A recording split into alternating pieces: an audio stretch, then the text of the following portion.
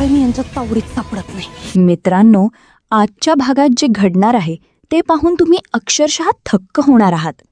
कारण प्रिया आता घर सोडून पळून जाण्याच्या तयारीत आहे आणि दुसरीकडे सायली, अर्जुन आणि रमा मिळून तिच्यासाठी असा सापळा रचणार आहेत ज्यातून प्रियाचं वाचणं जवळपास अशक्य दिसतंय.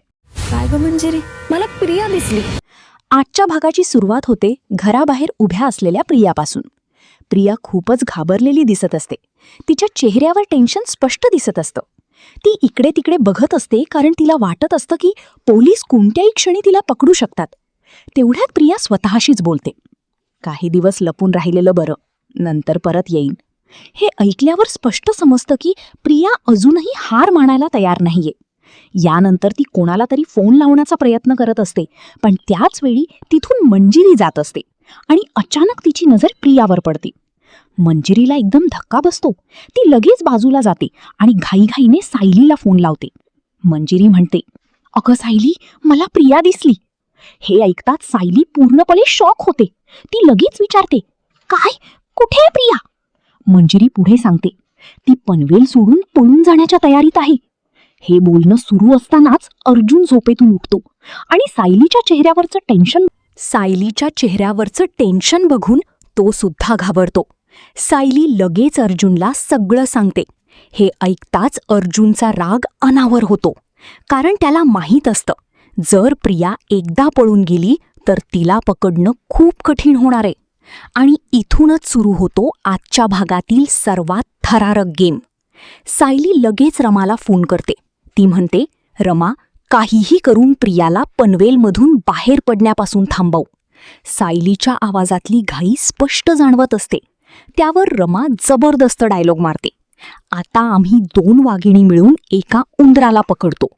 हा डायलॉग ऐकताच प्रेक्षक अक्षरशः एक्साइटेड होणार आहेत. रमा लगेच पुढच्या कामाला लागते. ती वेळ न घालवता मंजिरीला फोन करते आणि म्हणते, प्रिया पळून जाण्याच्या तयारीत आहे, म्हणजे आज तिचा बंदोबस्त करायचाच. इथून पुढे मालिकेमध्ये जबरदस्त थरार निर्माण होतो. सविस्तर रिव्ह्यू ऐकूया. आजच्या भागाची सुरुवात होते एका खूपच सस्पेन्सफुल सीनने.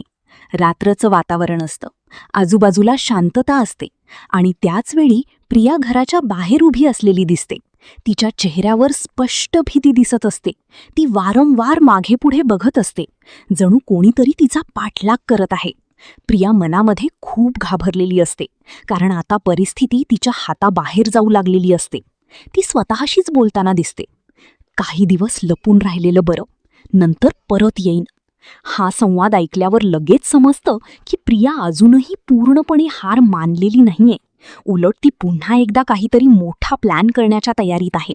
आणि हेच या पात्राचं सर्वात धोकादायक वैशिष्ट्य आहे.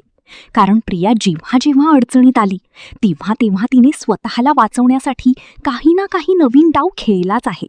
त्यामुळे आता देखील ती काहीतरी नवीन प्लॅन करत असल्याचं स्पष्ट जाणवतं.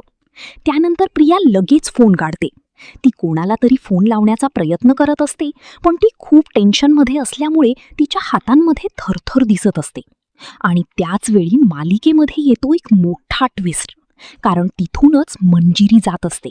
मंजिरीचं अचानक प्रियाकडे लक्ष जातं आणि प्रिया तिला दिसते. हा सीन खूपच भन्नाट दाखवलेला आहे, कारण त्या क्षणी मंजिरीच्या चेहऱ्यावरचा धक्का स्पष्ट जाणवतो. तिला विश्वासच बसत नाही की प्रिया अजूनही इथेच आहे.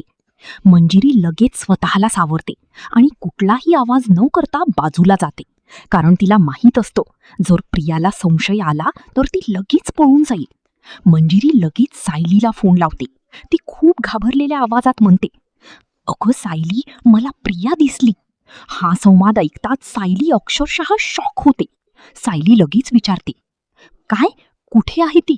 सायलीच्या आवाजामध्ये टेन्शन स्पष्ट जाणवत असतं, कारण तिला माहीत असतं की हीच योग्य वेळ आहे प्रियाला पकडण्याची.